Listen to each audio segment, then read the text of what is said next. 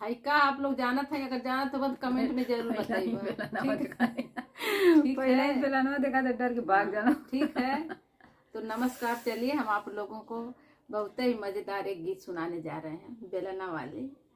अगर आप लोग जानते होंगे कि ये क्या है, इससे क्या होता है, तो आप लोग कमेंट में जरूर बताइएगा। ठीक है। तो चलिए हम आप लोगों को बेलना वाले गीत सुनाने जा रहे हैं। बीए कह के आइल बानी, बीए कह के आइल बानी, माजी बरतनवा बेलनवा धई के, बेलनवा धई के रोई ले हो सजनवा, बेलनवा धई के रोई ले हो सजनवा। हम नाही जनली इतना होई है ससनवा, ससुरे में सास रोज मारे लितनवा। हम नाही जनली इतना होई है ससनवा, ससुरे में सास रोज मारे लितनवा। पापा हमर देले बाड़े, पापा हमर दिहले बाड़े, बहुते खजनवा बेलनवा धई के, बेलनवा धई के रोई ले हो सजनवा, बेलनवा धई के रोई ले हो सजनवा।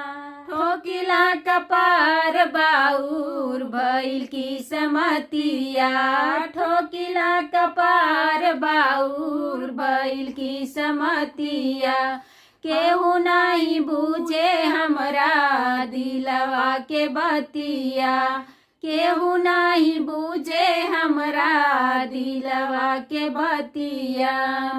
लागे बड़ी लाज हमके, लागे बड़ी लाज हमके, करी जब सिंगरवा बेलनवा धई के, बेलनवा धई के रोई ले हो सजनवा, बेलनवा धई के रोई ले हो सजनवा, बेलनवा धई के रोई ले हो सजनवा। बीए कह के आइल बानी, बीए कह के आइल बानी, माजी बरतनवा बेलनवा धई के, बेलनवा धई के रोई ले हो सजनवा, बेलनवा धई के रोई ले हो सजनवा।